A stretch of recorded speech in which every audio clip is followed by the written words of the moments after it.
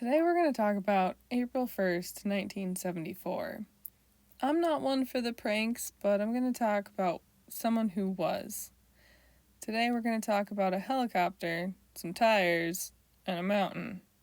And we'll see how all of those together fit into today's prank. Let's talk about a man who made an April Fool out of an entire town in the state of Alaska. Happy April Fools, everyone. Stay safe out there.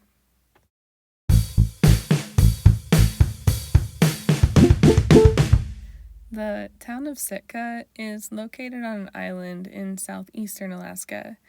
Like many towns in Alaska, Sitka is surrounded by breathtaking views. It has beautiful mountains, framing an ocean harbor, with Mount Edgecumbe being one of the main backdrops of the harbor.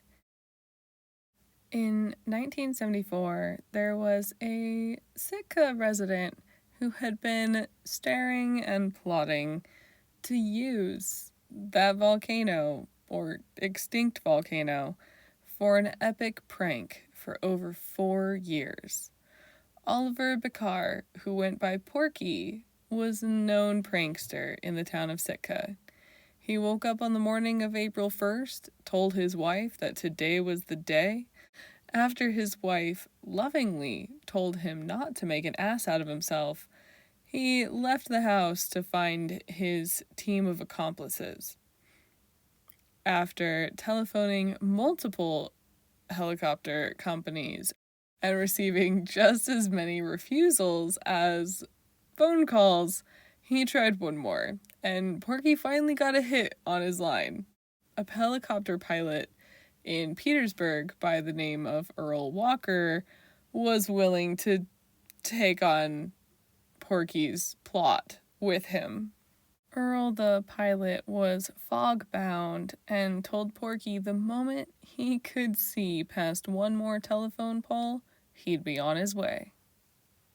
Porky immediately started wrangling up the supplies needed to employ his smoky volcano-filled dreams, let's say. So after wrangling up close to 100 tires, I think it was around 70, distributed along a couple of rope slings, a bunch of diesel, and a gallon of sterno, some oily rags, and around a dozen smoke bombs, which he reportedly would not admit where he had gotten them. He also got some extra cohorts by the name of Larry Nelson and Ken Stedman to help load the materials when the helicopter arrived. Earl the pilot and Porky the prankster took off towards the volcano. Porky was left dealing with organizing the dropped goods and practicing his calligraphy skills on the mountain, while Earl went back for the second batch of tires.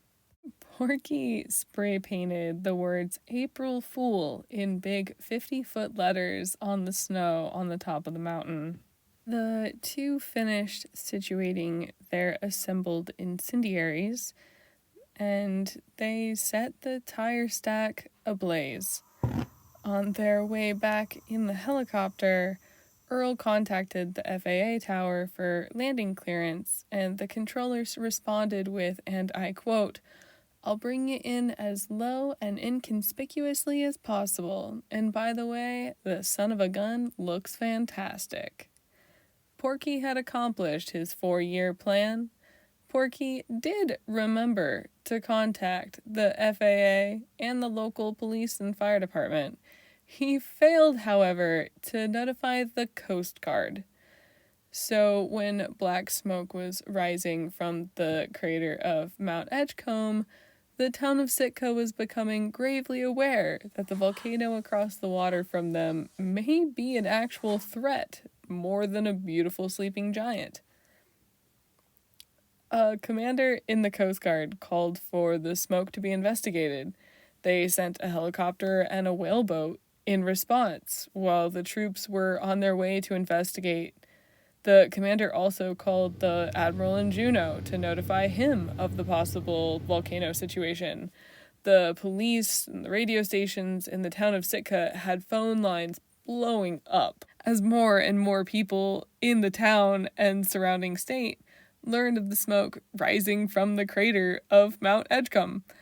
The Coast Guard helicopter reported back to the commander once they had eyes on the crater, and the pilot reported that all he saw was a bunch of smoldering tires and a big April Fool sign in the snow. So, Porky not only made it to the Sitka or Alaska news with this prank, the story made the Associated Press very quickly and became a prank for the books across the country. It's just a very fun story. It's just not often that you hear of an April Fool's prank fooling more than just a few people, let alone a whole town of people. So I just find that very funny. Obviously, this prank would not be the same by today's standards, but by holding it to 1974 standards, I personally think it's pretty darn funny. A fun fact from that day, the Alaska Airlines vice president actually diverted the Sitka departing plane that day so that the customers on the flight could see the smoke clearer. So they actually went closer to the prank so everyone could see the smoke from the air. I'm not sure if that was while he thought it was a volcano or after he knew it was a prank, but that has not been clarified in any of the articles I've read. Well, happy April Fools, everyone. Stay safe, stay diligent, stay skeptical, I guess, as well. Have a good one. Until next time, stay inspired.